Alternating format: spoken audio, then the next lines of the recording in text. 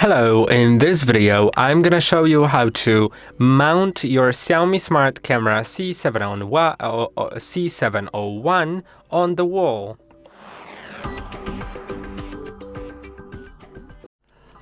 This comes included with the camera as well as this sticker. This sticker is quite useful because it has, as you can see, it has the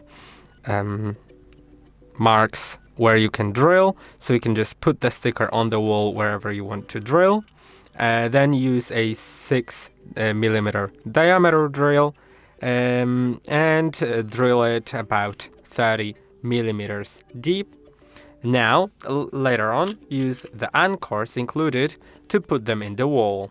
After that, you need to screw on the wall mount with the included screws. This is the back, so this is the front. You can see it has those two notches here on the sides, and that's how you mount it later once this wall mount is screwed on.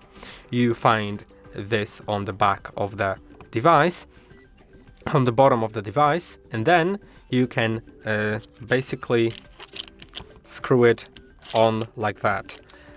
Just slightly rotate it and it'll be locked. And that is basically it. I hope that this video was helpful. Don't forget to like and subscribe. I'll see you in the next one.